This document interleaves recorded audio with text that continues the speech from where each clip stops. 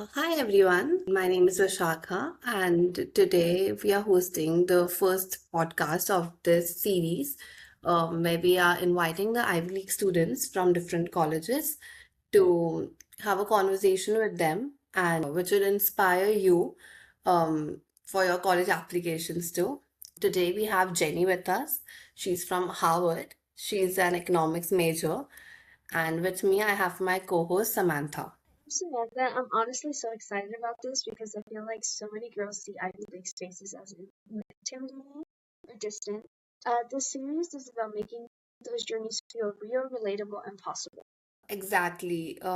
We couldn't have asked for a better guest than Jenny. Today we are joined by Jenny, who is currently studying economics at Harvard. She's 20 years old, originally from California, and she shares the content around her daily life on Instagram. And I love her content. I just stalked her a few days back. Thank you so much. And thank you so much for having me. I think this is a really cool opportunity. And I think that hopefully this video will reach a lot of young students out there and really inspire them to chase their dreams, as that is something that I'm a huge advocate for. What's something about you that people don't know yet? Like you share your life on Instagram, so we know about you a bit. So what's something that people don't know about you? I think that something people don't know about me is they only see a snippet of my videos. So I've been told that people have said, and I am not just saying this like just because like I'm saying this, but a lot of people have came up to me that are like freshmen that have matriculated into the college and said that I'm a lot like more nicer or fun than they would have expected in person, just because of course online I'm going to present my best self forward and I'm not going to show like the worst parts of my life or anything that I think is like inappropriate or I think it's just like so funny when people see that like I can be the life of the party. And I make sure that I treat everyone with kindness. And I've been told by like freshmen, incoming freshmen, that I'm a lot like nicer than they would have expected. Not that they thought I was going to be mean, but they just wasn't expecting me to be so nice. You're a Capricorn. Are you actually as disciplined as the stereotype says? I think that I do like have some Capricorn traits.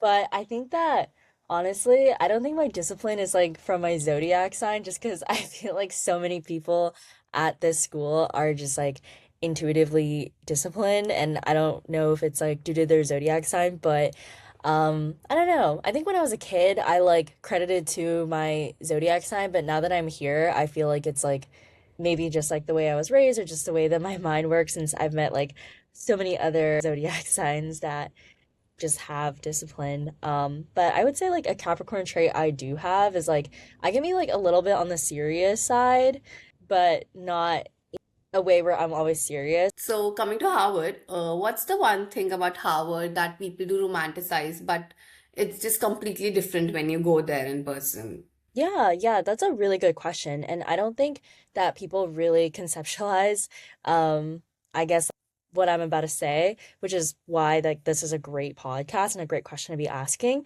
But something that people romanticize is that Harvard offers like these great connections and you can get whatever job you want. You can get a job at Goldman Sachs, like Wall Street. You can get into like law school, be the next Elle Woods. But something that people don't realize is if you go to a school where everyone wants to take advantage of these opportunities, there's only a handful of opportunities, and only the best of the best of the already best can get these opportunities. That I think that with taking advantage of opportunities at Harvard, that is why people choose this college over other schools.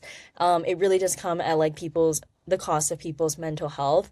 I know, like, for example, right now as a sophomore, something that's huge is a lot of people are starting to apply for jobs in finance or on Wall Street.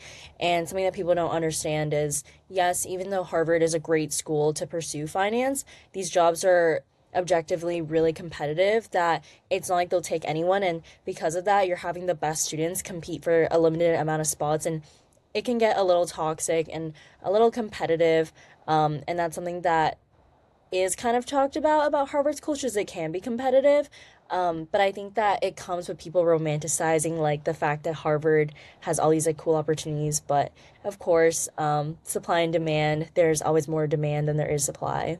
True, I do get it. And talking about competition, I guess it's everywhere. Any college you go to, you'll find people competing for the same things because the main objective of everyone going there is to get a good job at the end. They just want to get out of college, have a good job financially. And what about you? Like, what are the sectors you are aiming to go in? Actually, when I was in high school, I thought I was going to go into government, and in the past, I have worked in pretty like prestigious like government internships. And honestly, even though like at the time I thought they were prestigious, like day to day, it was really mundane, and I'm not sure if I would want to do government just because I feel like I don't know. The work wasn't for me. It was really slow and yeah, just like a little more like boringer than I thought. Not that it wasn't meaningful, but it was just the pace wasn't what I liked. And I think right now I'm thinking of going into like finance or consulting, which I know is boring. And I know it's kind of stereotypical, but also in high school, I was seriously considering finance as well. And I'm really glad that I went to a school that happened to be the best at finance. It sounds pretty impressive to me, actually, finance and consultancy, because that's where even I want to get into. So that's really cool. Now that you're speaking about finance or the Harvard reality, have you ever felt like you didn't belong in school at some point? Yes, 100%. I think that everyone will feel some form of they don't belong in any space that they are at any age. Like I remember in high school, I felt like I didn't really belong. And I know that sounds stupid, but it's just like this inevitable feeling that people get. And yes, absolutely, I did feel like I didn't belong.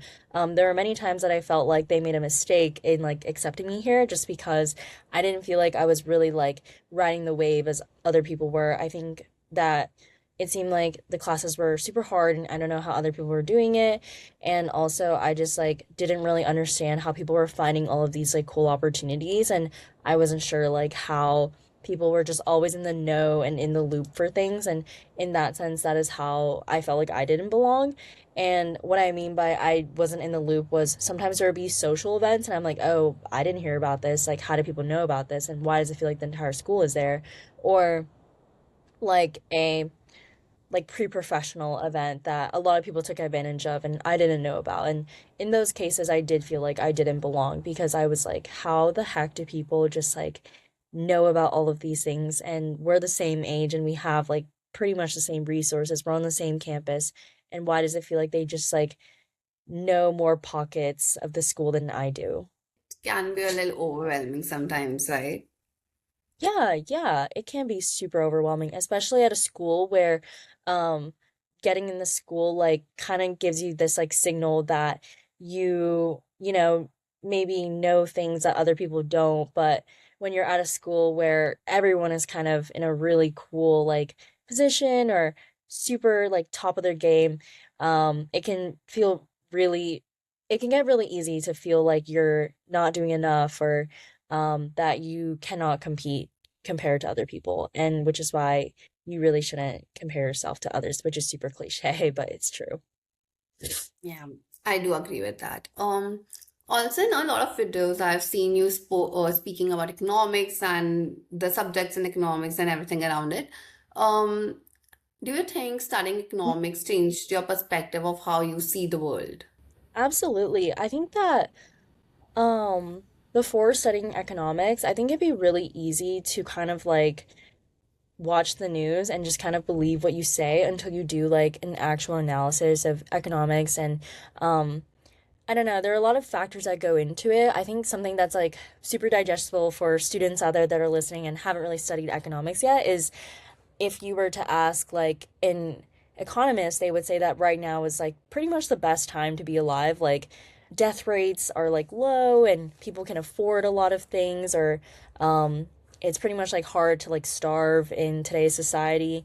But if you like really like live day to day, like you know it's like a lot deeper than that and there are other factors that kind of go into society and generally like even the wealthiest countries don't really have like growth in their happiness and mental health, and I think that that's something that's like super cool to study. Is right now I'm taking like an economics of homelessness and mental health class, and also I learned this in honestly like AP Human Geography. I don't know if like any of the students are taking that out there, but I think it's like super cool studying economics that you can learn that there are so many things and factors that like go into our well-being as human beings, and yet it doesn't really, there's no answer to why like you could have so much money in the world, you can be an extremely well-off country, and yet the people of that country could still be very unhappy with their lives. And I think that's kind of what we're seeing right now in the state of the United States, is we're in a very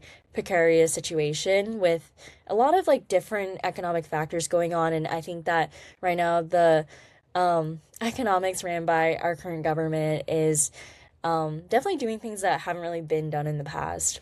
I do agree with it. What would you say is the best part of studying economics? Because a lot of people have many stereotypes behind studying economics and presuming it's very boring and everything around it. So, what would you think is the best and the fun part of studying economics? I think the best part about studying economics is you literally see like everything just play out right in front of you, like with the news. I think that if you study something like math, you wouldn't really see like the quadratic equation like day to day in your life. But if you were to study economics, then you could literally see it in the news, and it's super cool the way like you study real world analysis, and it also combines like social studies, it combines like math. Yeah, like after I think like by the second level of college economics, you need to use like calculus. So I think economics is perfect for anyone because it's a combination of like history, social studies, math. Um, and yeah, it's like you see real world examples all the time, and all of the test questions will be on real world examples. When you're saying for you with your culture and your minor, do you really appreciate that you're learning your culture roots while studying at Harvard? Yes, yes. I think that I didn't have the opportunity growing up to learn like Mandarin Chinese. My family spoke another dialect, and then once I got into Harvard, we had to take a series of tests to kind of place us in certain classes, and you could take like a language test to like get out of your language requirement. But I knew that I wanted to take Chinese and just like start from scratch. So I started taking Chinese as soon as I matriculated, and I'm still taking it, and so many of my friends take it as well, and it's super rewarding. And also I think that definitely taking in college like forces me to like really be proactive in it, and I really enjoy it. Um just because it is my culture, and I know that I took 4 years of Spanish in high school, but it wasn't a super like strict program, and I think because of that I didn't really learn anything. And I mean, I had to do it for the like graduation requirement, but moving forward with my life, like without the requirement, I definitely want to do things intentionally. And yeah, I'm super interested in Chinese and learned a little bit of Spanish, took 4 years of it. I didn't really learn much, unfortunately. When you say and tied in with your culture and with your friends, do you feel now that you're learning that language and having the ability to do those certain goals, do you feel now that you're in the area that, oh, I'm striving to do more for yourself instead of like having to go by a certain rule or criteria? Yeah, yeah. In college, it's definitely a balance because in college you can do anything that you want, with the trajectory of your, I guess, like college life. But in a sense, I do think that maybe I was influenced to go into like finance and consulting because it feels like that's like the culture of my school, and maybe like that was an influence of it. I know a lot of people coming into college didn't want to do finance or consulting, and now here they are like kind of doing that. So I think that it's a little bit of both in college, especially at a place like Harvard where I think that we have something called the sheep culture where you kind of just like do what other people are doing even if like you don't necessarily resonate with it. So I think I'm a little bit of both, where for sure with some things I'm very intentional about it, such as like the classes I'm taking, like I really want to take Chinese and I'm going to do it even though it's like unconventional and it's a lot of work and a lot of time, and I already am pretty much like nearing the end of my requirements for Chinese. But there are other things where I don't know if I necessarily want to do it intentionally, but knowing that it's like a safe and secure path, I do want to try it out, which could be some aspects of my life. And I think most like early young adults like have the same sentiments, since I think when you're when you are 18 and you get into a college, you think you know everything because you just got into like, hypothetically speaking, your dream school, and like everything feels like set, like as if that was like the cherry on top for finishing high school. But I think once you get to college, then a lot of things change where you realize that you got into college now, then what? And then, life decisions then become a little more muddier. Related to what you said, now that it's like the cherry on top, how how do you stay authentic while growing your platform?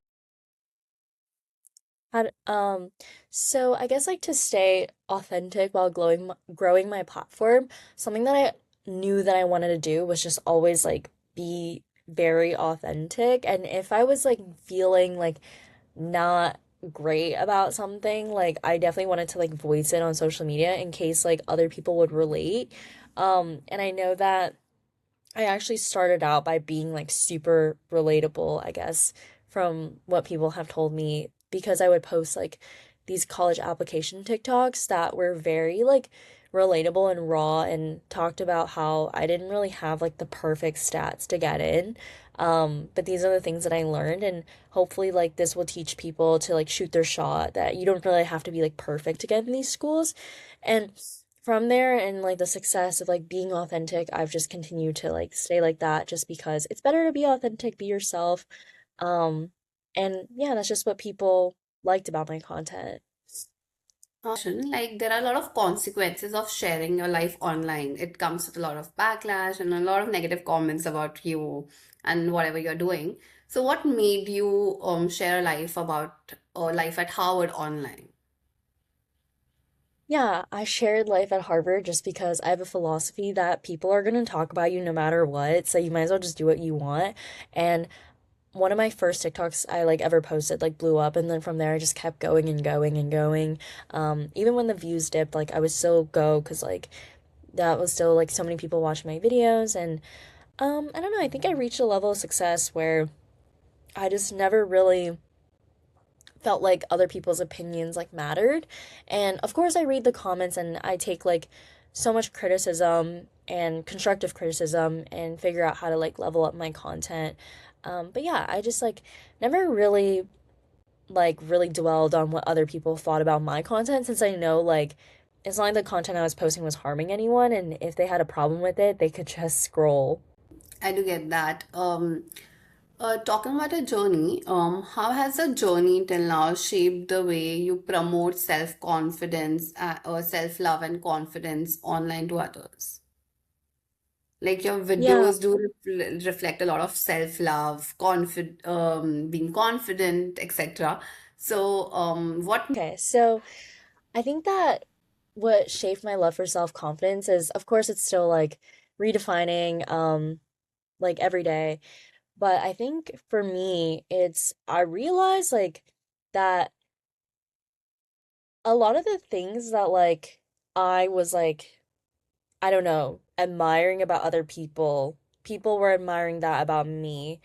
Um, and I think having that like external validation kind of like helped me be like confident, not in the sense that I needed like validation to like exist as a human being, but in the sense that having validation that I am doing something like right kind of like pushed me in the right path of like, okay, I'm gonna keep being like me because people have been telling me that they like my authenticity and they think that I'm kind. And I think that just kind of is like, okay, then that means that I'm spreading like a positive impact and I'm gonna keep going. Um, and I realized like honestly, Olivia Rodrigo like kind of puts it out perfectly where like I don't know if you've heard her song Lazy, but she has a girl that she's very like envious of because she thinks that she's so pretty and like perfect. But I would say a lot of people would think that about Olivia Rodrigo herself, that she's very like pretty and perfect. And I kind of have that same mindset where I might be envious of someone because of their accomplishments, but there are people out there that probably would kill to have my life, and that kind of makes me be confident in myself and also be very like grateful for the things that I have, because someone else would kill to be in this position. Related to that, I would say like the term "the grass is always greener on the other side." Hmm. Um, how would how what does like woman empowerment truly mean to you? Yeah, woman empowerment to me means that as a woman, you understand the struggle. So, of course, you want to help other women, kind of in their journey, or if they need something from you, you want to be that person that will like help them forward. I know like with this podcast, like getting reached out to like speak on a podcast is such an honor because I remember when I was in high school, I also ran a podcast, and definitely having people say yes is like, okay, amazing. It kind of like moves the needle forward, and knowing that the podcast is here to spread positivity is great. And I think it's a perfect example of women empowerment where as a woman you understand the struggles of like life and of course like being ambitious, that you want to help other young ambitious women that are starting out on their journey because every little step matters for their growth and success. At She Leads too, we focuses on empowering women and helping women out in different forms. So, which was one of the reasons of starting this podcast initiative, having you guys from different colleges so that our viewers can learn a lot about you, your life behind your content. How do you handle your academic pressure and stress at Harvard? Because there's a stereotype that it's really difficult at Harvard. You don't get time to sleep, time to do other things. So how do you manage everything out there? Yeah. Yeah. Um, every every college student will go through this, but definitely at Harvard it resonates because I think that the reason why they're at Harvard is they're extremely ambitious. So coming to Harvard is no different. They will be as extremely ambitious. And knowing that Harvard has a lot of opportunities, people don't want to rest until they've taken advantage of everything. And now that I'm a year and a half into Harvard, I realized that a lot of the things that I put so much time and effort into wasn't really worth the reward. And since then, I've taken a step back from a lot of things to kind of like handle other things going on in my life. Like, I value academics, I value social media, and I also want to have time for myself. So, with that, I actually have like dropped out of most of my clubs, my academic clubs, just because I realized that like I already have like the experience I needed, and I don't think clubs are the end of the world. Um, so yeah, I would definitely say that having to balance academic pressure is being very confident and sure in yourself and what you're doing, and you're not trying to like overcompensate your self-worth by spreading yourself out very thin, as well as recognizing when to say no, just because I do think the students here have a problem with saying no to things just because they feel like they need to take on every single responsibility. When you say the I was saying like you're dropping your classes, I mean not classes, sorry, your clubs and extracurriculars. Um, what based off this and now that you're truly focusing your classes, what daily habits can you has helped you to stay grounded? Yeah, some daily habits that have helped me stay grounded is having a routine. I think that genuinely taking care of yourself, like doing your makeup and doing your skincare, going to the gym, eating healthy, and sleeping well, and just like being happy and not trying to be in like a fight or flight mode all the time puts you in such a better mood than like you think. Um, just because like I know that whenever I like am rushed, like, I didn't get much sleep. I wake up late and I don't have time to do my makeup. So then I don't have time to like put on a cute outfit. I don't have time to like get breakfast. I just feel awful like in the morning, just knowing that I just feel groggy, I feel gross, like I also didn't eat. Um and honestly, it's just like not a great way to be living, especially when the day has so many responsibilities. You definitely want to be sure that you're taking really good care of your body. And I have seen a lot of people like not take care of their body, and the consequences were huge, and they ended up getting like really sick because I'm not sure if you guys know, but in college it's super easy to get sick. Like there's like bacteria everywhere, the dorms are old, and uh yeah, you're just always around people that it's really easy to get sick. And when you're stressed and you don't sleep enough, like you can get sick within like a few days. Since there must be a lot of activities going on around at Harvard, your social life. So, how's the social life there? Yeah, so the social life is very interesting at Harvard just because I think that this is a very unique to like the Ivy League or maybe just like Harvard, Yale, and Princeton. But I think the social life is like what you make out of it, which sounds super cliche, but it's just that if you choose to like be in the library all day, you can do that and you'll probably like you might be able to find like friends that will want to do that too. Um, if you want to go out in Boston, because we're really close to a big city, you can do that as well with your friends, and that's kind of like more my cup of tea. Um, but we also have something called like finals clubs, which are basically just like our versions of like sororities and frats, but they're a little bit more like, I don't know. It's a very like specific, like a specific type of social club where you have to be like invited to like rush them, and the process of it is like quite brutal where hardly anyone like really gets into those social clubs, but I honestly do know people in the social clubs and they're honestly really cool people. I think that the system of the social clubs is just innately unfair, but hate the game, not the player.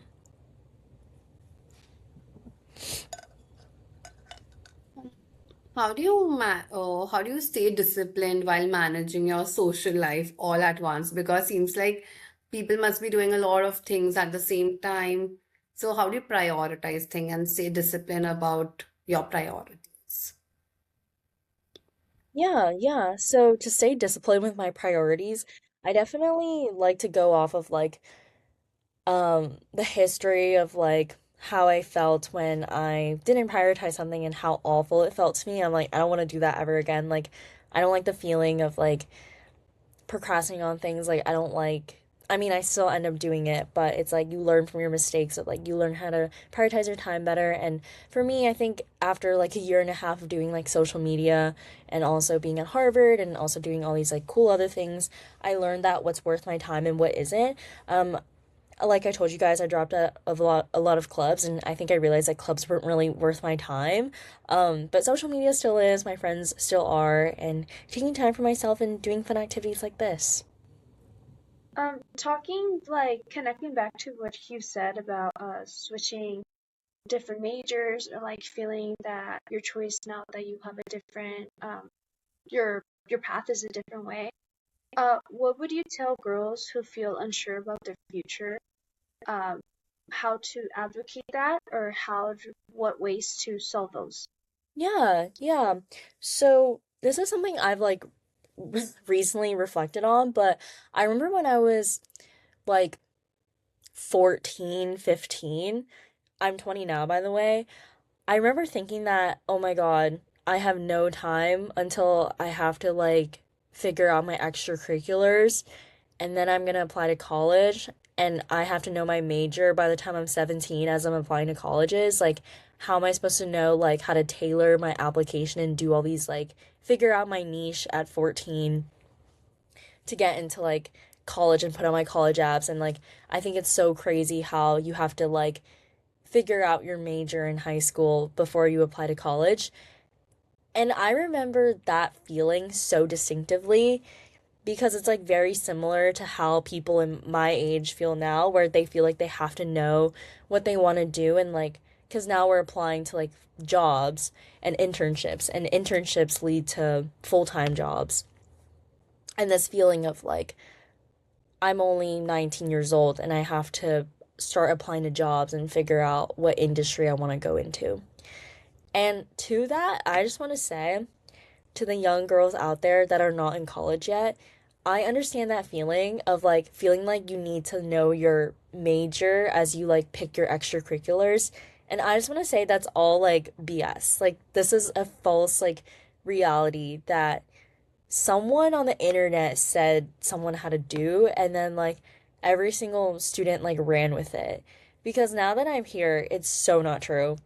I did like a variety of different things that could be framed in different things. I did computer science, I did poli sci, I kind of look like a law student. Like I looked like I was gonna go into law in high school, but I didn't want to do law, and I was like, I don't know, like should I do the medical field? Like should I do like volunteering at a hospital to like show that I'm interested in the medical field? It's all BS because I didn't really have like a niche per se for college apps, and I don't think my friends that got into college did either. I think they just did whatever activities that they wanted and then found like three different pillars that they could talk about with themselves, like an academic interest, a hobby interest, or like something random about them. And I just want to emphasize the word interest. These are all interests, they're not jobs. um, so I would definitely tell like younger me and younger students out there that definitely just try everything, figure out what works, work your way up and get a leadership position in there, but don't think about it as if like you're going to do that for the rest of your life because everything people did in high school does not matter at all once you get into college because once you get into college you can start fresh. I know my friend now just like decided he want to go into the medical field like last semester and he was like on the track of like finance his freshman year. And then in high school he was like not in either of that. So, yeah, it's like I think that we think that time is running out to make these like decisions, but genuinely from like 14 to maybe even 22, a lot of the things that we think that we need to have figured out is not true. And like these are all like self-imposed things that we have about ourselves when nobody expects like a kid to like have it figured out. And I know that now that I'm older and on the other side, where in college, everything you did in high school like doesn't matter. It's such a myth that students need to know everything about themselves, what they want to do in 5 years from now, 10 years from now, when they are in high schools. When I was in school, I used to get this question a lot, like, where do you see yourself in 5 years, in 10 years? And I was genuinely so confused. Like, in school, I was thinking about doing something else. Now it's something else, and maybe I'll do something else after 2 years. Who knows?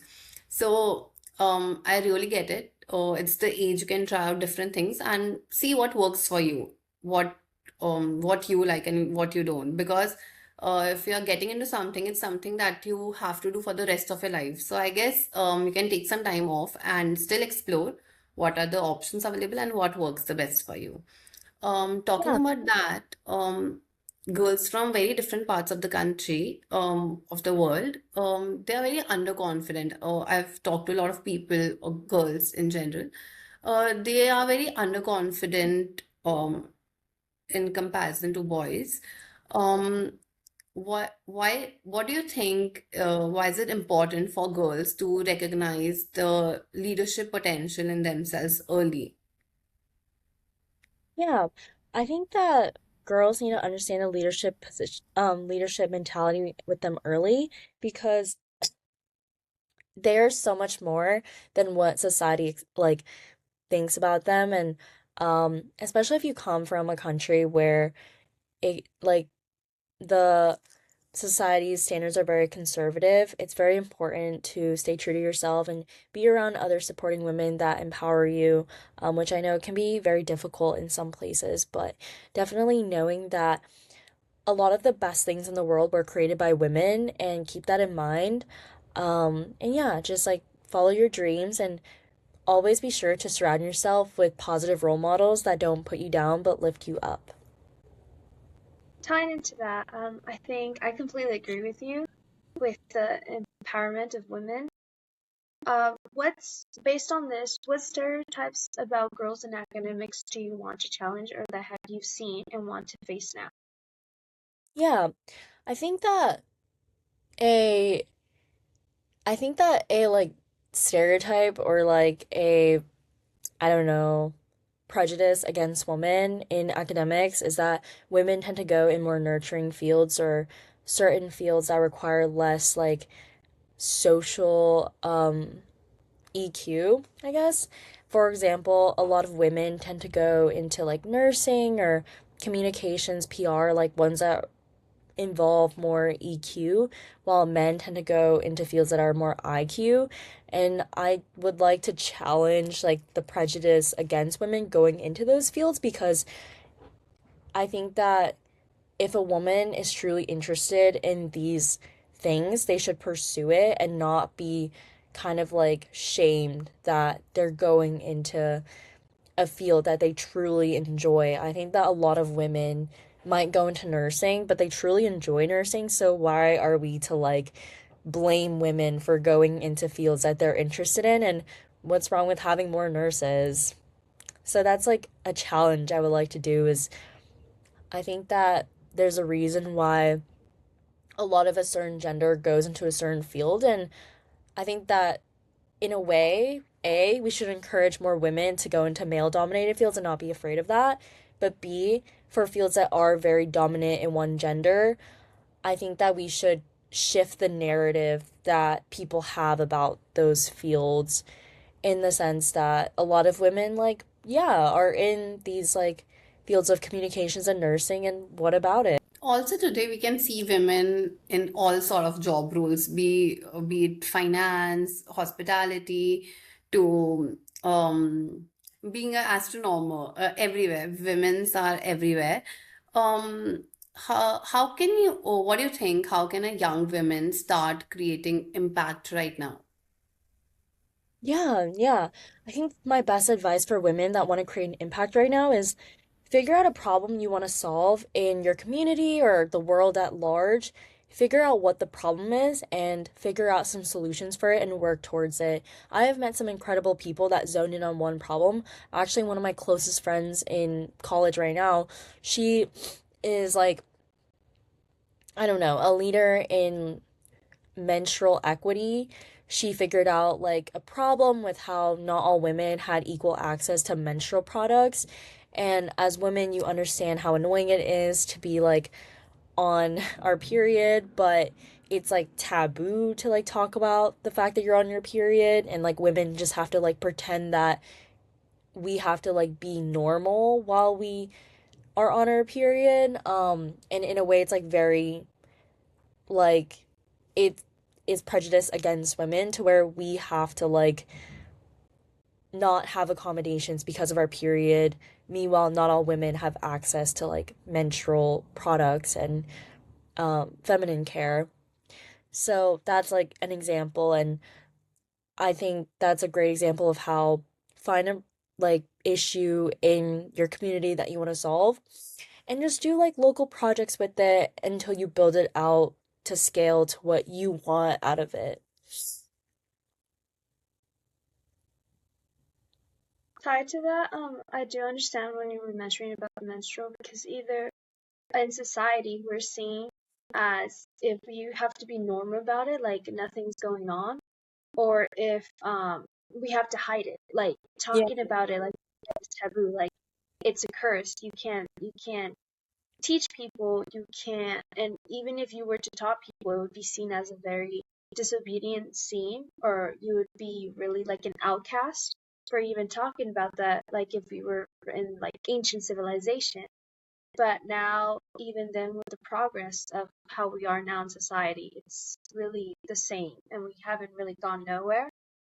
But going from there, um, who inspires you the most and why when you're talking about your whole um, improvement and empowerment for women?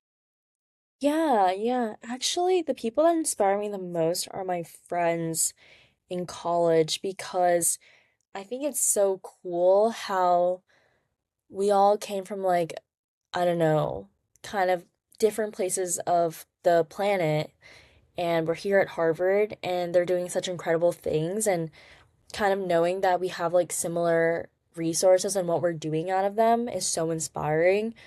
I don't think I would be pushed to where I am right now if it wasn't for my college friends because seeing them work so hard for what they want and kind of doing things outside of the box or kind of showing me how to like network, and I think I've learned a lot honestly not from the school, but through my friends. My friends have taught me a lot of soft skills of like how to network, how to like certain people I need to meet, and there's a saying that your network is your net worth, and I think the friends you meet here will bring you so far. And everyone here, like, or depends on like who you meet.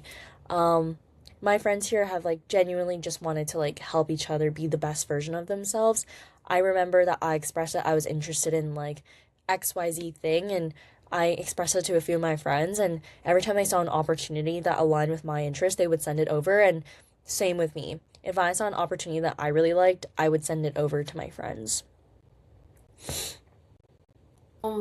This is so good coming from you because a lot of people think that at Harvard everyone's just competitive. They don't value each other. Like they don't think about each other. Like they'll be thinking about themselves first and then the other person. Like if there's an opportunity, some people might think that maybe I can apply first, and then if not, they'll tell other people if they're not interested. So it's good to have friends like that who help you, who think about you before themselves. Um, Talking about Harvard applications, a lot of students struggle with their applications. So, what made your Harvard application stand out beyond grades? Hmm. I'm actually not too sure. I do think that it is a little bit of a numbers game just because I submitted virtually the same information to the other schools and I didn't really get into the other schools. So I do think that fit is like an unfortunate truth, which is why I think that if you don't end up at the school that you wanted, I think it was for the best because I remember that I really wanted to go to Yale and Stanford and I submitted my application. I did not get in, but now that I know people that go to Yale and Stanford, ultimately I'm like, yeah, I think Harvard is the best school for me personally, just because like I think the people I've met at Harvard are very like hardworking, but like they're not as big as like social people as like you would find at like Yale. While I feel like Yale like take in really sociable people that are also hardworking. But I think Harvard students are like more of like a low-key social and also hardworking. So I think that the way that I really think about you should go about college apps is talk about three core things about yourself, which is your academics, your extracurricular like slash academic interests, and then also like your like random passion. And overall with that, you're kind of just presenting yourself like on a platter in the best possible way. And if they like it, then great, it's a match. But if not, you presented your best self forward and it wasn't a match and it was for the best. Just because I know that at a lot of the schools I didn't get into, I would never want to go there now just because I know I wouldn't like it. Going on from that, I guess I could kind of relate with the Common Apps as well. Like I'm a senior myself this year, so it is very difficult to choose which school fits for you. But taking to relating to what you said, I think it's like if you don't get in, you don't get in, and you shouldn't really like get upset. I know it is a bit like You, overwhelming. yeah, Oh, continue. you put your best self forward, and if it wasn't enough for them, then it wasn't enough for you. Like that school is not enough for you. And I really stand by that just because a lot of schools I didn't get into, I would not want to be there now after I'm like seeing the type of people that get in, not in a bad way, but just in a way that like I wouldn't really fit in. And it's like hard to articulate it like for the outside perspective until you like are on campus and you're like, oh, this isn't really for me. Yeah, and I totally understand because personally that's how I felt and that's how I still feel because some schools take either a longer time or so like depending on how you apply. But relating and focusing on that to the people that do want to apply to the Ivy Leagues, what would you say what would advice would you tell someone to start focusing on today if they want to apply to any of the Ivy League schools? Yeah, if you want to, my biggest advice is if you're interested in applying to the Ivies, really focus on your extracurriculars. I don't think anyone that got into the Ivies solely got in because their grades were like stellar. I think that once you are interested in the Ivies, what really sets you apart is not what you do in the classroom, but what you do outside of the classroom. Um, just because, like, I think there are so many students that could be really good at math or English. Then what sets apart the students that are getting A's in like AP Calculus? It's what they're doing outside the classroom. Um, and I think that everyone I know that got into these schools were doing incredible things that outside of the classroom that like kind of like had a spike about them. Um, whether that's like they were doing something cool in their community or a passion that they were truly passionate about and made an impact and was unique in that community that no one else was doing. Not that like it has to be the most unique thing in the world, but it was something that kind of set them apart. What is your extracurricular which set you apart out of the rest of the crowd? Yeah, yeah. So something that I really got involved with was government.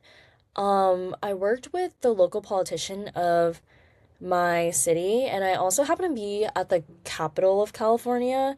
So I worked with a lot of government things, like being from the capital of like the state.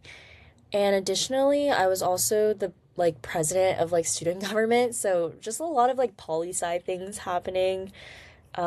Additionally, I was really involved with like community service and like philanthropy. So with that, I kind of like I framed my like college application as like I came from like a first generation low income background in a very diverse city, and these are the extracurriculars that I'm doing right now that relate to like community giving and working with public service, and then that was kind of like my like spike. And I don't think anyone else in my city was like doing similar things because I know there were other people in my school that got into adjacent schools to Harvard, but they were doing things differently. Like one of them was an English major that's now at Princeton. I believe he like wrote or he had like an online journal that he did. And also he was really good at writing. And then someone else in my school got into Stanford, but they were really good at computer science and did a lot of computer science activities. Filling up these applications can be a lot stressful and hectic for students. Yeah. How did you deal with all the self-doubt during the application process?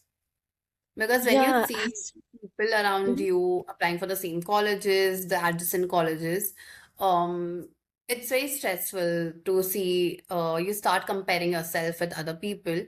I've been in those shoes, so I know how it feels comparing yourself to other people around you who have been filling the forms for the same set of colleges which you are applying for. So, how was it for you? How did you deal with it?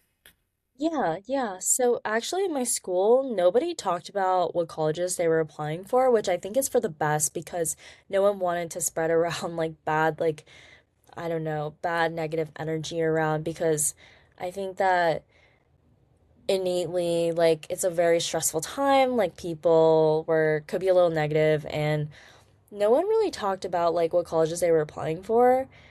And if you did know what colleges someone was applying for, great. You didn't have to share where you were applying for. And I actually worked on all of my apps during breaks. So I did all of my UC apps over Thanksgiving break, and I did all of my rest of my apps over winter break. So I had like all of like the semester to just work on school and like do like apps here and there whenever I had free time. Um,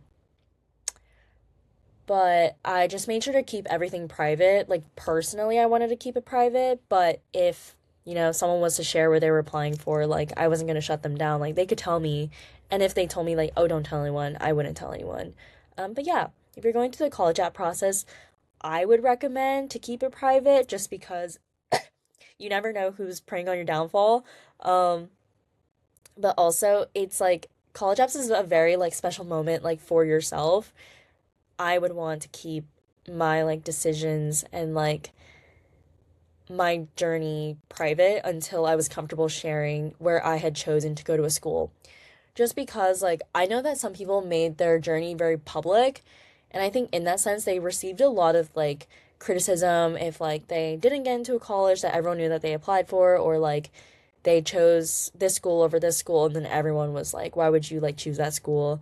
So I think that this journey is very like intimate, and to me, if I would like advise anyone, I think you should keep it private to yourself, because I do think people can be very negative during this time and you don't want the evil eye, you know? Also being around such people, such conversations, it's very confusing for the person as well. Like if I am thinking about something, people will have different opinions about it, and it confuses you further, and you get distracted also.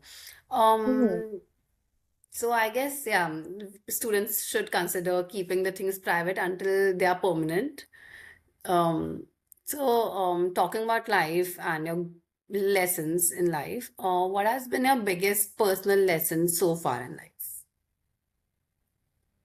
Ooh, that is a good question. I think I have a lot lately. I think the biggest lesson I have in life is that wherever you go, there's always going to be someone better than you. And I think that's like sad, but almost like in a way like reassuring, in the sense that you don't have to be the best at anything to be very successful.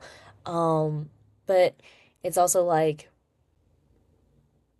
a very like scary feeling for some people to grapple with, knowing that like they'll try really hard and still feel really inadequate, just because I think that's something that a lot of people feel here, where they were the best in their town, their city, their state, and now coming here they're quite average just because everyone is like very cool in their own ways.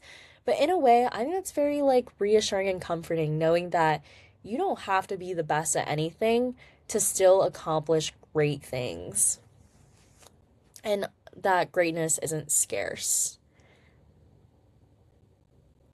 And going from your biggest like personal lesson so far, how Mhm. would you say in your own way, how would you define success like now personally to you? Yeah, I think success to me is knowing that my efforts that I worked hard on have a like tangible result that I'm very happy with. I don't consider myself successful if I worked really hard on something and like didn't get any results. Um, and I consider something successful if I worked really hard on something and I like see the results that I want. And if I don't get the results I want, at least I know like moving forward what to do better next time, or I know like that I know like this outlet didn't work and now I can do like something else. And I think that's how I define success for myself, is knowing that I worked hard on something and having like wisdom moving forward to kind of like navigate my future choices. I do agree with it, since I'm also a believer of just giving 100% in whatever you're doing, and then not focus much on the results, because at last it's just you worked hard for it and you gave it your all. So I guess that's what matters. You always take back a lot from your failures rather than your success. So people should take their failures as the biggest lessons so far. Also, what legacy would you want to leave behind in life? Yeah. I think the legacy I want to leave behind in life is to be authentically yourself, and it's okay to be vulnerable. I feel like being vulnerable honestly makes you more likable, in the sense that it like humanizes you, and um people are more likely to like be your friend if like you have like a little bit of vulnerability and you're just more like relatable. Um, just because I don't think people really want to be friends with someone that they feel like they can't really relate to on like a personal level. Um, yeah, I think being vulnerable is very important in spaces that feel very suffocating, especially a place like Harvard, where a lot of people like to put up a front that they are unbothered by a lot of things, and that they're always putting on like the best version of themselves and they're immune to failure.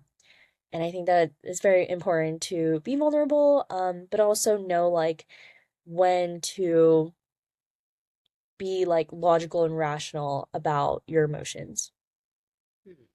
Also, I wanted to ask you a very important question. I forgot to ask it in between. Hmm. So how's the food at Harvard?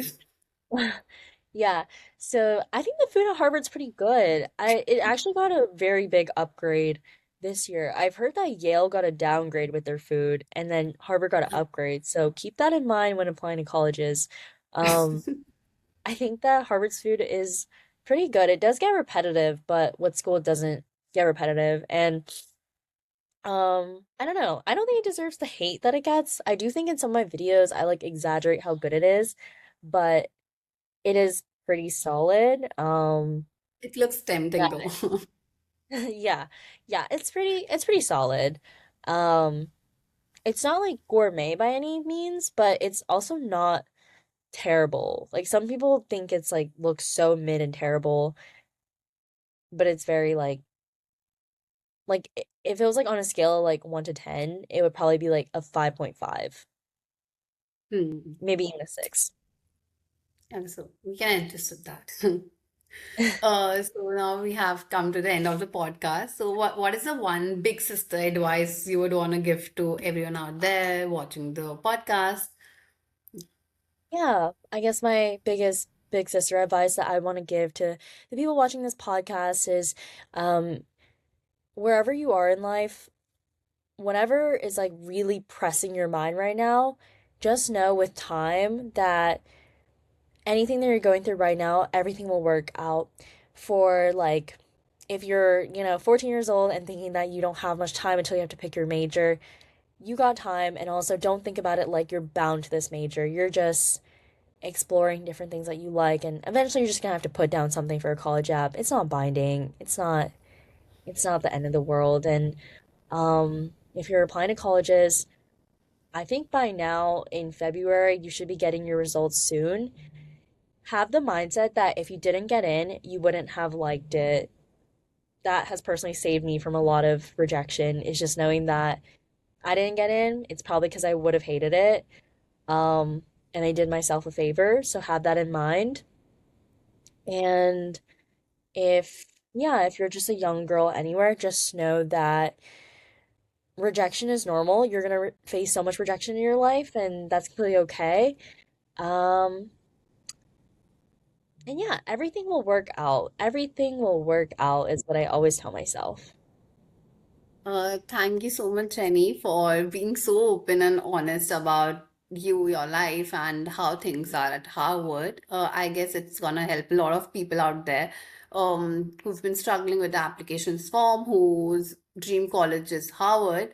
So leadership isn't just about a college name. It's more about resilience, authenticity, and lifting others up as you grow. As you told your friends, they think about you more than themselves, and you all want the best for each other.